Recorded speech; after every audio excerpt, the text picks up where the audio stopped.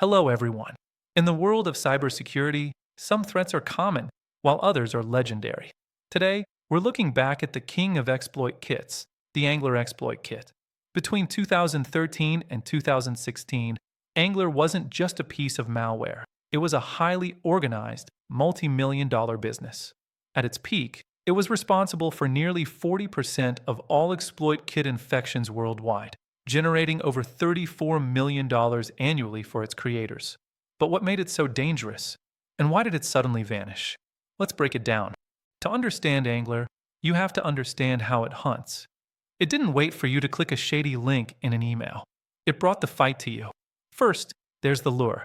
Hackers would compromise legitimate, high-traffic websites. Think news sites or blogs, or by malicious advertisements, a tactic known as malvertising. Once you visited a compromised site, stage 2 kicked in, redirection. Without you clicking a single thing, your browser was silently sent to a hidden Angler landing page.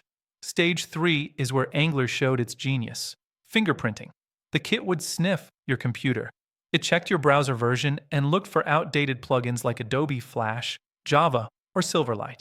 If it found a vulnerability, it moved to the final stage, the payload. It would crack the security hole and drop the malware, all in a matter of seconds. What truly set Angler apart from its competitors were its evasion techniques. It was the first to perfect fileless infection. Instead of saving a virus file onto your hard drive where an antivirus could find it, Angler injected the malware directly into your computer's RAM. It was like a ghost in the machine, invisible to traditional scans. Then there was domain shadowing. The hackers would hijack legitimate GoDaddy or Namecheap accounts and create thousands of subdomains. Because these subdomains were linked to a trusted account, web filters often let them through. Finally, Angler was incredibly fast. When a zero-day vulnerability, a flaw unknown to the software maker, was leaked, Angler's developers would integrate it into their kit within hours. They were often faster at attacking than companies were at patching. Angler was essentially a delivery service for the worst malware on the planet. Its biggest customers were ransomware gangs. If you were hit by Angler in 2015, there was a high chance your files would be locked by TeslaCrypt or CryptoWall minutes later. It didn't just target small sites, either.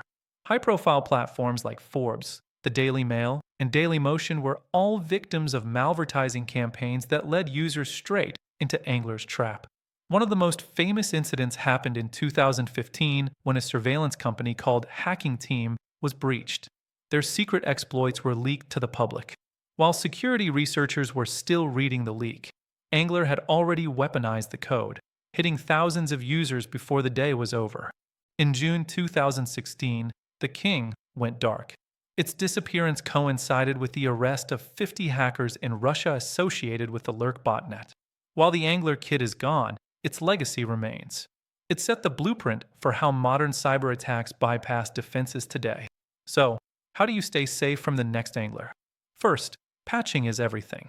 Most exploit kits rely on you running old software. Second, remove what you don't use. If you still have Adobe Flash or Silverlight installed, get rid of them. And third, use a modern, sandbox browser like the latest versions of Chrome or Edge, which make these types of memory-based attacks much harder to pull off. Thanks for watching. Stay curious and stay secure.